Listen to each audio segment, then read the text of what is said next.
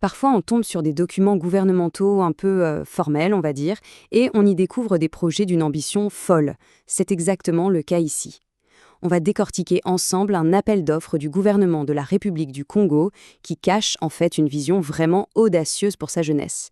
On ne parle pas d'un simple programme, mais d'un plan détaillé pour transformer des milliers de jeunes en une toute nouvelle génération d'entrepreneurs.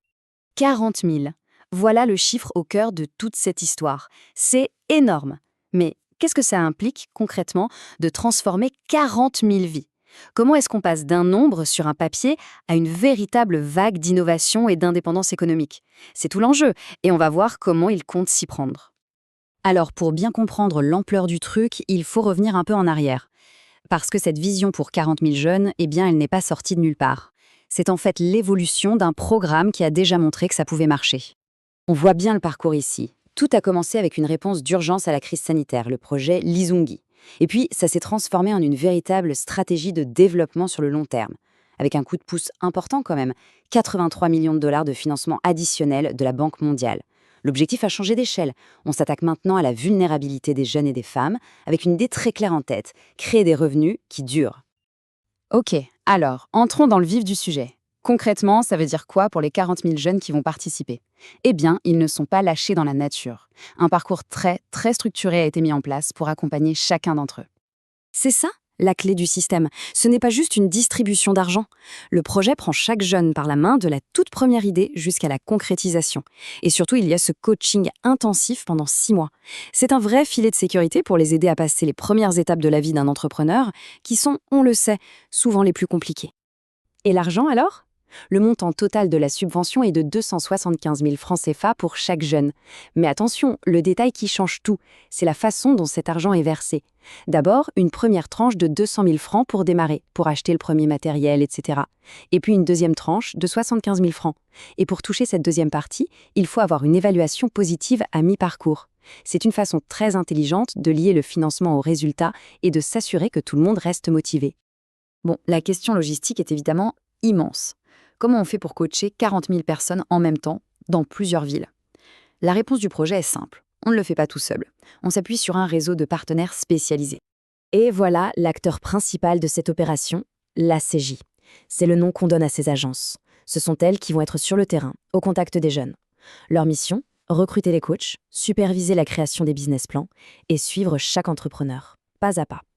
Autant dire que ce sont les piliers sur lesquels tout le projet repose. Et l'opération est vraiment d'une grande ampleur. Le projet va signer 21 contrats avec différentes agences, réparties dans 4 villes clés.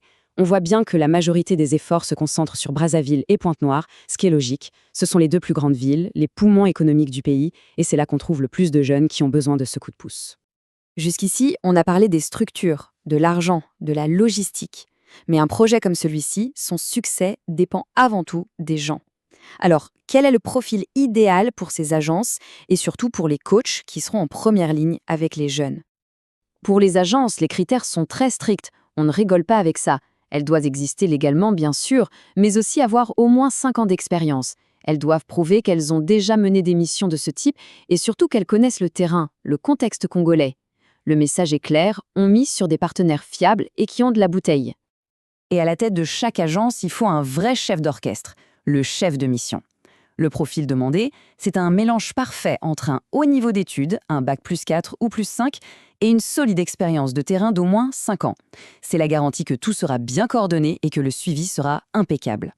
Mais finalement, le profil le plus crucial, c'est peut-être celui du coach lui-même, la personne qui sera au quotidien avec les jeunes. Oui, il faut un diplôme, 2 ans d'expérience, c'est la base. Mais ce qui est vraiment mis en avant, ce sont les qualités humaines. La capacité à créer une relation de confiance, à déceler le potentiel chez quelqu'un et à l'aider à grandir. Le succès au final dépendra autant de l'empathie et du mentorat que des compétences purement techniques. Ok, on a vu les acteurs, le processus, maintenant prenons un peu de recul. Comment le projet s'assure-t-il que ce plan si bien dessiné sur le papier va vraiment donner naissance à de vraies entreprises qui fonctionnent? La réponse tient en 2 mots, suivi et évaluation. Il ne suffit pas de faire des efforts. Il faut des résultats concrets qu'on peut vérifier.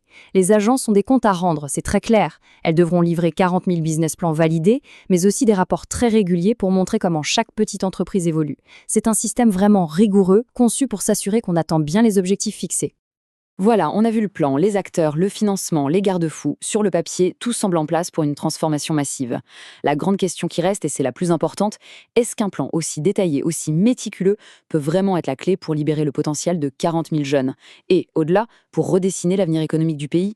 Toute la réponse se jouera sur le terrain.